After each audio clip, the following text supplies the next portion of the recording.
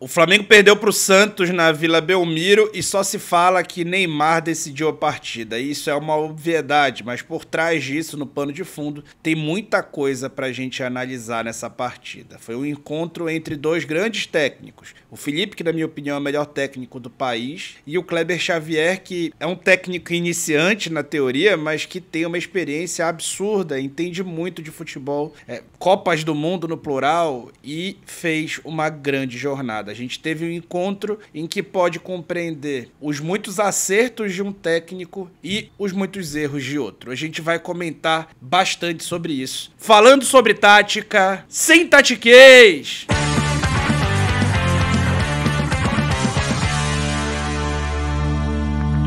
Vamos primeiro para a prancheta e entender o plano de cada um. O Santos foi a campo com a formação que a gente imaginou que iria, né? O 4-2-3-1/4-4-2 com Neymar e David Washington ali no corredor central e os dois pontas com muitas obrigações. O Flamengo teve algumas mudanças, a primeira delas forçada, que foi a troca do Alexandro pelo Varela, mas a gente, mais do que isso, precisava entender o que o Santos iria propor. O Santos iria propor bloco médio-baixo em alguns momentos, porque seria empurrado para trás, a gente falou isso, não foi nem tão intencional do Santos, mas o Flamengo teria vantagem na construção e na progressão, e o Santos tentaria manter ali um bloco bem compacto e usar velocidade nas transições e 1 contra 1 com Neymar, Guilherme e David Washington, e nada diferente disso aconteceu, né? O Flamengo tinha desfalque ali, então ele tinha o Alexandro fora e precisou colocar o Varela e fez uma mudança na zaga que eu não concordei. No pré-jogo eu falei que era jogo para descansar o Ortiz por conta da sequência de jogos. Também era jogo para não perder um único canhoto e era jogo para o Danilo por conta da velocidade dos contra-ataques do Santos e do quanto o Flamengo teria que se expor. O Felipe decidiu deslocar ali o Varela e manter o Danilo dessa vez pelo lado esquerdo. Danilo e Ortiz jogam bem pelos dois lados, mas você precisa definir bem durante o jogo. Mudar no meio de um tempo gera prejuízo, gera quebra de confiança e perda de referências para os dois, e ele preferiu começar com o Danilo pelo lado esquerdo. Me parecia bem indicado e óbvio que o Danilo deveria iniciar pelo lado direito. Falei bastante isso no vídeo pré-jogo, né? Aliás, nesse pré-jogo a gente acertou bastante. Uma pena que o Felipe não tenha também trazido um plano ainda melhor, lógico, muito melhor. O único time que vai a campo é o dele, e também o que eu falei podia muito bem dar errado. Pois bem, a defesa ficou totalmente destra, e à frente ali do lado esquerdo o Flamengo foi com o Bruno Henrique como um ponta fechado, que acabou agravando um eventual problema que eu temia que acontecesse. Quando o Flamengo ia para uma segunda fase de construção, o Alan baixava e aí ele mantinha o Varela fazendo a amplitude com o pé esquerdo, assim como o Wesley. Colocar o Varela ali para fazer essa amplitude é tirar um cara com o pé dominante aberto daquele setor, o que não seria em si o problema inteiro, mas que seria agravado pelo fato de o Bruno Henrique estar jogando ali também. O Bruno Henrique frente a esse bloco compacto do Santos, acabando estando num contexto ruim para ele ali dentro daquele bloco. Mas daqui a pouco a gente volta, porque ele desfez isso ao longo do jogo, porque deu realmente muito errado. Então vamos para o campo. No caminho até chegar no campo, eu vou te contar que analisar os jogos depois de uma vitória sempre é muito mais fácil, né? Afinal de contas, tudo é festa. Você tá mais animado para ver o jogo de novo e você sabe que aquele vídeo vai explodir de audiência e que as coisas vão ser mais facilmente analisáveis, porque as coisas deram certo e as intenções do Felipe a gente já entende bastante por acompanhar o trabalho e tentar entrar na cabeça dele aqui, entender o que ele pensa. Mas as análises mais ricas vêm quando o Flamengo não vai bem. Por quê? Porque a gente consegue entender a intencionalidade que a gente já tem de bagagem por entender como ele pensa e também entender o que pode ter dado errado, além de compreender os méritos do outro lado, o que também teve muito presente nesse jogo. Então, se você gosta desse trabalho, saiba que ele é um trabalho de muito esforço e a gente está chegando perto dos 100 mil inscritos. Então, eu peço que você considere se inscrever neste canal, tá? Além disso, a gente precisa entender que existe um produto disruptivo no mercado, uma coisa que realmente mudou os meus hábitos e eu te indico demais. É a sapatilha training da Fiber, tá? Olha aqui o solado, é basicamente um calçado e uma meia ao mesmo tempo. É um calçado para você fazer o seu treinamento, para você poder fazer a sua musculação, e é muito leve, tem uma firmeza no solo e ocupa muito pouco espaço na mochila. Então, além de te entregar o máximo desempenho, melhor do que um tênis, porque o solado ele é antiderrapante específico para treinamento, ele é confortável, é leve e oferece, além da firmeza nos pés, ele te oferece também uma forma muito econômica de espaço para você poder carregar para lá e para cá e conseguir fazer o seu treino, conseguir dedicar esse tempo para você. Então tá dada essa dica e você tem 10% em todo o site da Fiber. Pode comprar essa camisa, várias outras camisas, roupa de treinamento, acessórios para você treinar e aumentar o seu desempenho, tudo num preço muito baixo e com 10% adicionais utilizando o cupom FALSO9. Então vamos pro campo? Naquele plano que eu mostrei para vocês, o Flamengo começou construindo como faz muito bem, o Santos tentou subir a pressão, não é uma pressão individual, é uma pressão mais zonal, que daria um pouco de tempo e espaço para uma saída de bola que já é muito boa do Flamengo, e isso geraria espaços por dentro. O Flamengo começou a empurrar o Santos para trás logo no início do jogo e as coisas começaram a dar muito certo no começo. Por quê? O Flamengo se aproximava, encontrava espaço entre linhas e, apesar desse bloco muito compacto do Santos,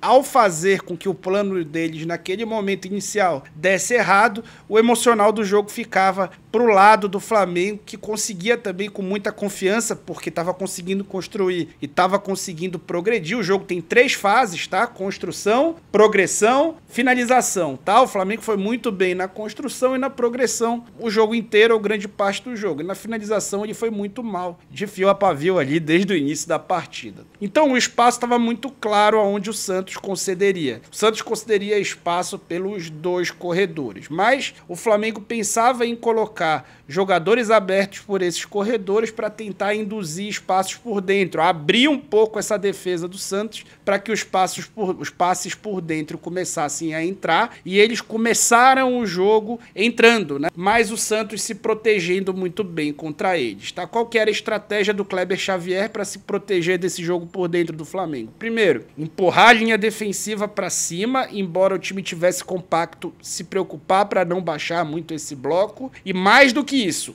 comprimir ela lateralmente. A gente tá vendo o Guilherme ali, meio que configurando uma linha de 5, até marquei dessa forma, mas é porque ele baixava acompanhando o Wesley. Em alguns momentos ele fazia isso, em outros momentos o Barreal fazia isso com o Varela. Mas o Wesley, como era uma coisa mais definida, que ele anda em linha reta, era mais comum até que em alguns momentos fosse o Guilherme. Mas o Santos não fez linha de 5, ele fez uma dinâmica com 2 linhas de 4 em bloco baixo, muito compacta lateralmente assim, o que fez com que o Flamengo tivesse muita dificuldade para conseguir conectar passes por dentro. Então o Flamengo progredia bem, encontrava o entrelinhas, tentava forçar esse entrelinhas, mas na verdade o passe em profundidade não entrava, muito por mérito do Santos, tá? E aí o Flamengo começou a entender que ele tinha essa superioridade na construção, e o Santos também começou a entender isso. Ao entender isso, o Santos foi baixando o bloco. Notem como o jogador mais recuado do Flamengo estava em cima da linha do meio de campo, e o Alan estava baixando na construção, como eu mostrei para vocês no campinho, mantendo o Varela mais aberto. Então aqui a gente vê no quadro aqui, a gente vê o Santos muito compacto, como eu mostrei para vocês, a linha de 4, o espaço pelo corredor intencionalmente concedido pelo Santos, tá? E esse espaço no corredor iria encontrar do lado direito o Wesley, mais do lado esquerdo o Varela. O que o Varela fazia? Você recebe esse espaço no corredor, você vai receber a bola numa zona de progressão, o ideal é que você ande em linha reta, que você leve essa bola pro fundo, empurre o adversário para trás, já que eles tinham aquela regra de ação que eu mostrei para vocês, de subir a linha de marcação. Só que o Varela é destro, e por ser destro, e ser bem destro, bem destro, não é um cara ambidestro, não é o caso, ele acabava levando essa bola de volta para a zona de pressão, aonde os jogadores vinham muito compactos e em conjunto marcar, diminuíam o espaço, roubavam a bola, e ao roubar a bola o Santos estava muito bem instruído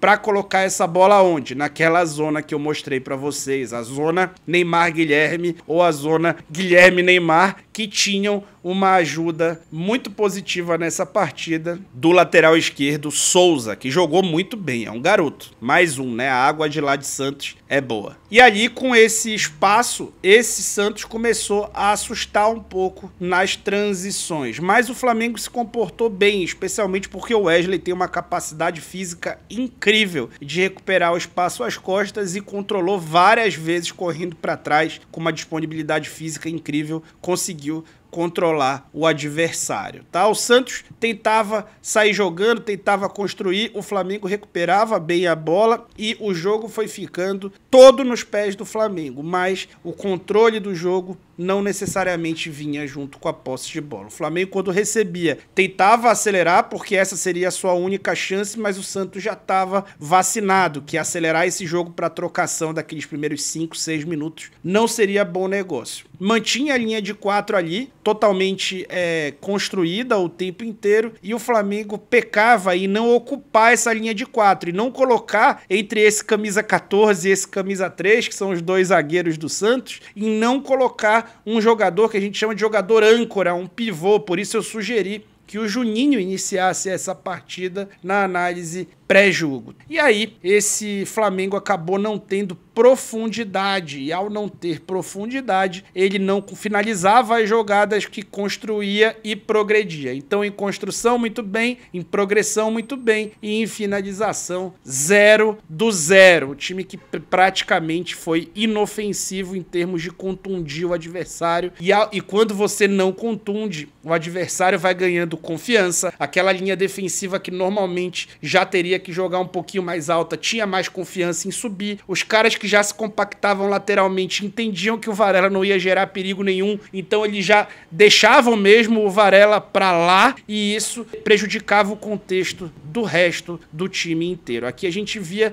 como o Alan estava entre os zagueiros, o Bruno Henrique jogando dentro do bloco, totalmente ali desconfortável, e o Varela destro do lado ali também dele, também igualmente desconfortável. Essa jogada é um sinal disso aí. A bola chega no Bruno Henrique, mas ele tá num contexto quase que de meia ali, e aí ele vai se precipitar, vai tentar encontrar um jogo no espaço, onde não tem espaço, perde a bola, e com isso uma oportunidade do Flamengo entrar numa zona de finalização, conseguir contundir o goleiro adversário. E no mais, o que rolou no primeiro tempo foi o Varela e a sua dificuldade de fazer aquela função. Não era culpa dele, a culpa sem dúvida foi do Felipe, que não planejou um contexto melhor para ele, quis manter o Bruno Henrique no melhor contexto possível, sendo que ele não tinha como entregar esse melhor contexto possível para o Bruno Henrique a partir do Varela. Então, o primeiro tempo, que era para ser um momento em que o Flamengo tinha conseguido nos primeiros 10, 12 minutos empurrar o Santos para trás, e aí começava a precisar contundir, não conseguia ali fazer força de finalização,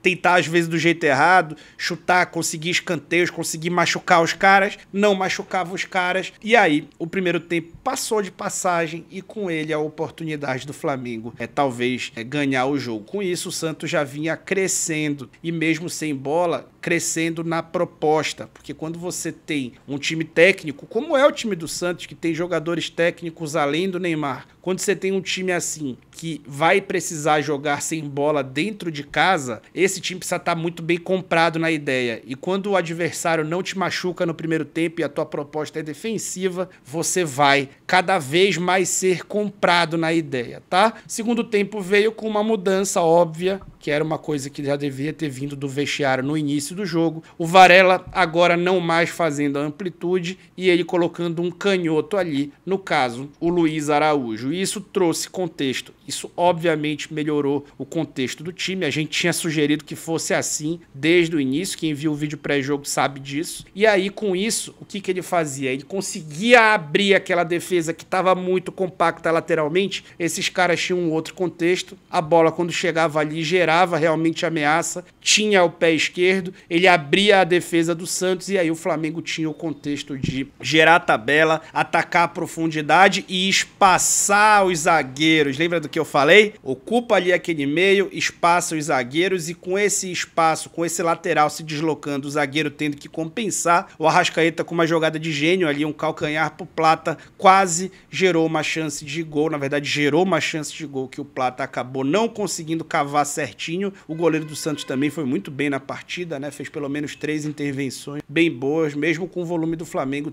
estando longe do ideal. Tá? Só que o Felipe desistiu. A mudança aconteceu, o Flamengo melhorou e aí ele começou a precisar fazer trocas. Mas ele acabou desistindo dessa troca que ele tinha feito no intervalo e colocando o Cebolinha em campo. Além do Cebolinha, ele colocou o De La Cruz. E o De La Cruz para jogar ao lado do Jorginho, ou seja, 2 volantes, menos marcadores e mais passadores, mais verticais, sendo um deles um cara com baixo ritmo de jogo. E aí o De La Cruz entrou muito mal no jogo e começou a entregar ao Santos ainda mais contexto para fazer as suas transições. Ele tentando verticalizar quase todas, como sempre, de uma maneira que me deixa maluco negativamente quando não dá certo, e muitas vezes não dá certo. Agora estava do lado do Jorginho, não tinha cobertura, não tinha tanta cobertura, não tinha uma cobertura vigorosa e o Santos começou a encontrar transição atrás de transição. E lembra do que eu falei da confiança? Quando o time vai sendo comprado na confiança, o time vai ficando cada vez mais perigoso e com esse perigo vinham as transições. O Guilherme, que estava jogando mal, foi crescendo em confiança. O Neymar toda vez foi ficando mais e mais perigoso, conseguindo ter contexto até para finalizar.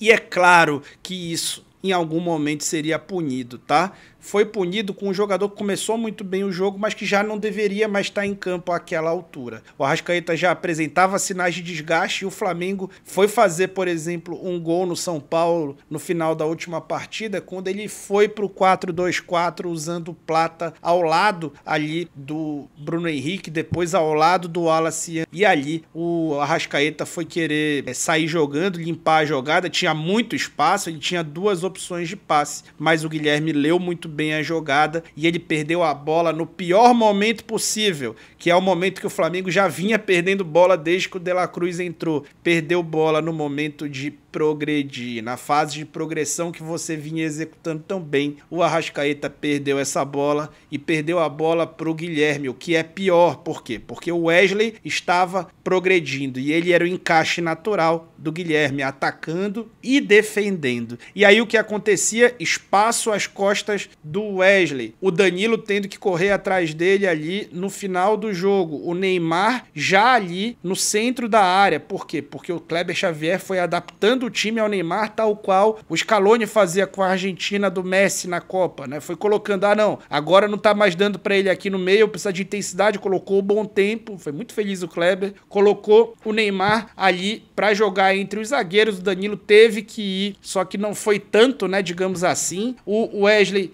tentou se recuperar, mas ele estava muito atrás da jogada e o Léo Pereira não procurou o contato com o Neymar. E aí você deixou ele muito distante de você, meu caro. Logo você, Léo, que é um grande zagueiro. E ele acabou não procurando o contato. Na hora que o Neymar recebe de costa, ele não diminuiu, ele não colou nas costas. Ao não colar nas costas, ele deu espaço para o Neymar limpar a jogada, limpou com uma tranquilidade incrível, mapeando o espaço. O Varela vinha depois, já no desespero, o Neymar é craque, ia tirar do Varela e fez um toque de bilhar com pouquíssima alavanca para chutar. E quem culpa o Rossi pelo gol sofrido? Desculpa. Tá sendo engenheiro de obra pronta, não tá entendendo que o cara finalizou quase de dentro da pequena pequena área e foi uma finalização rápida, sem alavanca, que gera surpresa no goleiro. Então, analisar que a bola passou perto do braço dele e que ele tocou na bola e não defendeu, desculpa, eu não acho isso plausível. 1 a 0 pro Santos e festa na Vila. Festa na Vila e de todos os fãs de Neymar, dentro e fora de campo. Pois é. Então o Flamengo perdeu com méritos do adversário, o Neymar decidiu e foi muito bem no jogo inteiro, o Kleber venceu ali no plano tático muito claramente, sua intenção se impôs em cima da intenção do Felipe, que não estava muito convicto, é um grande treinador, mas errou pra caramba no jogo, a gente já mostrou vários erros dele aqui. Então, primeiro,